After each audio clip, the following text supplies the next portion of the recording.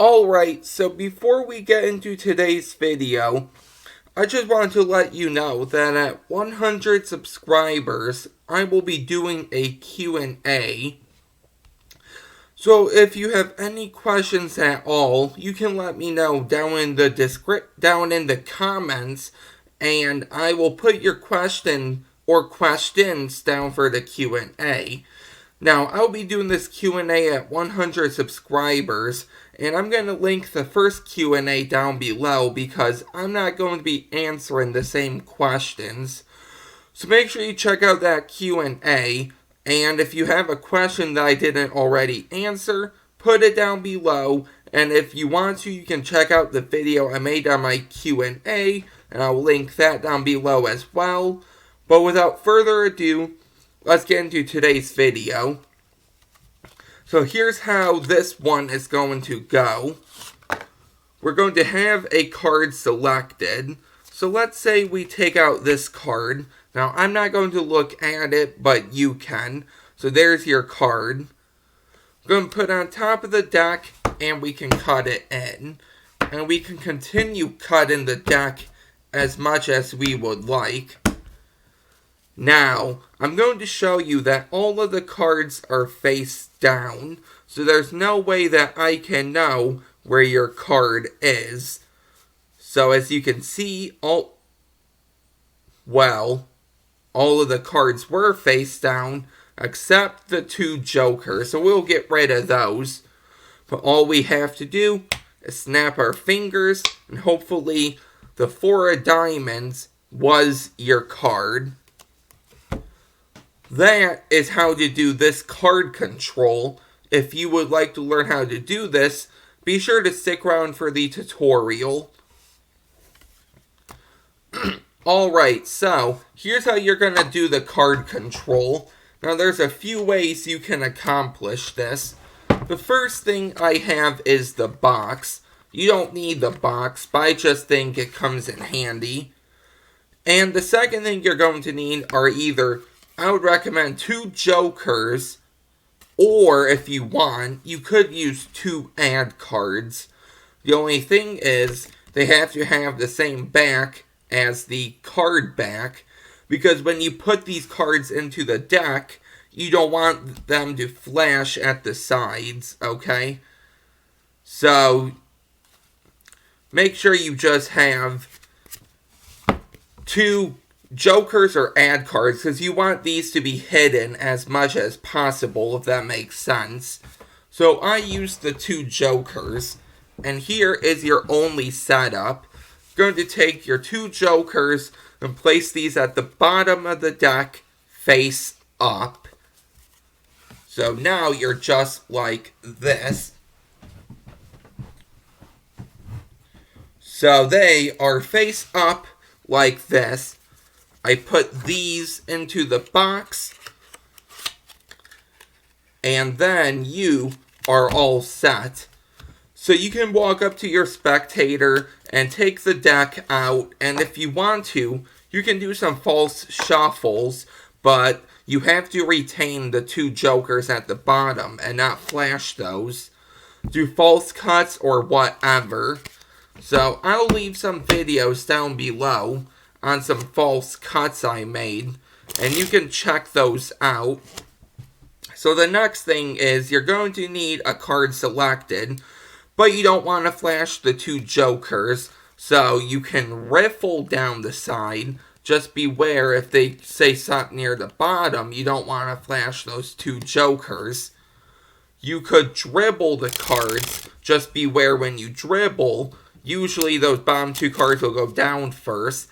So what I do is I use my pinky, I pull down about 10 to 15 cards, so those are in my hand, and then I dribble. Or if you want to, all I do is a spread for the middle. So let's say they choose a card right here. Now if you want to, you can have a card on top like the 4 of diamonds, and then force that one using any force that involves the top card. So let's say they choose this one, the 3 of diamonds. Now, I don't look at it, but it's okay if you do. All you're going to do is put it on top and cut the deck. Keep in mind though, when you cut the deck, the 2 jokers are going to go right on top. And you want to keep track of where you cut those jokers into. So I can see the jokers are right here with this break. So if we release that break, I can still see a little break because of the face-up jokers. So now the cards can be cut as much as you would like, because if you're doing it, you can keep track of those 2 jokers. But if you have the spectator cut the deck, just beware they might cut to one of the jokers like this, or they might just cut right back to their card to have the jokers on the bottom, and that's no good. So let's say they cut right here. Now you can do anything you want, but what I do is I say okay. So now you selected a card and you cut it into the middle. Now as you can see here, none of the cards are face up, so there's no way I can keep track of your card. And all you're going to do is spread to the 2 jokers. So we go and we see the 2 jokers. Now, when you see the 2 jokers, you're going to notice the jokers are on one half, and then you have a block of cards on the other half. This part is very important. If you mess this up, you mess up the whole control. So you're going to spread till you see those jokers, and what you're going to do is take all the cards above the joker or on top of the joker, so these cards, and put them to the bottom, okay? So we spread, and you see the jokers here, so you take these and you put them to the bottom. Take the 2 jokers and get rid of them. Now there's a reason I cut the deck at that point. You do not want to do this. So you spread through, you see the 2 jokers, okay, we'll get rid of those. Because if you do that, you might lose track of which card here is theirs, but I know this card is the 3 of diamonds, okay? So that's why you're going to cut the jokers to the top. Plus, I think it makes more sense. So you see the jokers, you cut these to the top, you act a little surprised and maybe confused, and you put those jokers away. And now you're all set with their card on top. So then you can get into whatever control you want. Let's go over a few ways for how to accomplish this impromptu. So if you want the deck shuffled, you can start off with the 2 jokers in the box, facing the right direction, and then the deck can be shuffled. After you're done, what you're going to do is open up the box, and make sure you open it up towards yourself, because if you open it up this way, they might see a card right here, and that's no good. So make sure you open it up towards yourself, so this flap is going to conceal everything. But I'm going to do it towards you. So once you open up the box, remember which direction the jokers are in. So in this case, they're face up this way. So as you can see, the 2 jokers. What you're going to do is you're going to place them into the box, making sure these 2 jokers are on the bottom of the deck still. So one way to work around that, to make sure that happens, is after you open up the box, I use my index finger, I pull back these 2 jokers, and I keep them like this. Now this does a few things. It conceals the jokers in case the spectator's behind you, but if they're in front of you, you don't want to pull down the flap too much, because then they'll see the jokers. So if they're right in front of you, you can keep the jokers back like this, and then this flap will hide it. So then you can take the deck and put it in the box, and then you can close it up. And now you're all set for your control. One more way you can do this without the jokers is once the spectator's done shuffling the deck, you can come over and you can create a crimp in this bottom card. Now, I am going to use a bicycle deck for this. I'm not going to use those fancy cards. So, what you're going to do is you're going to come over and you're going to use your pinky to pull down on the bottom card. If you want, you can riffle down with your thumb as well. But either way, while I'm looking the spectator in the eye and talking to them, doesn't matter which corner. You just want to remember which corner. I come over and I just bend it down a little like this. So if it's like this, and they choose a card, let's say the Queen of Diamonds, they put it on top, and we cut it in. You still have that crimp card right here. So now you're going to have a little break as well. So you can cut as much as you would like. And then when you're done, you're going to cut. So remember to say the crimp is on. This case is on the right side.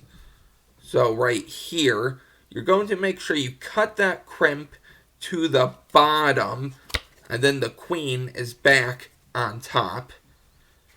So those were my little subtleties or variations. And that was my tutorial, if I can talk, on the oops control. So without further ado, let's get into the last card control here I'm going to teach you. I don't know if this one has a name, so you can let me know down below if it does. But without further ado, here's what it looks like. So we're going to get a card selected. So let's say we get this one. So I say, are you sure you want this card? Yes? Okay. So in this case, you selected the 4 of clubs. Hopefully you can see that. So now we're going to put your 4 right here, and we're going to bury it in the middle. And just like that, one card is on top, and that is the 4 of clubs.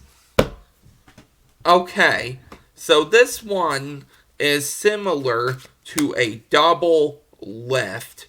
Okay, so if you know the double lift, then you should be able to understand the mechanics of this pretty well. You also have to know how to do a dribble of some sort.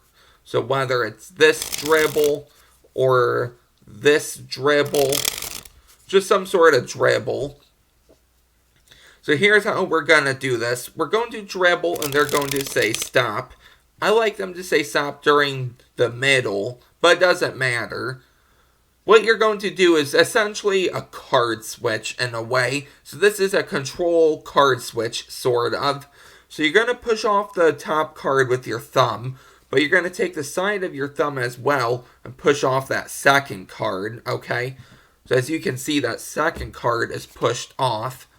So we're here, push off that first one, but just as well push off that second one.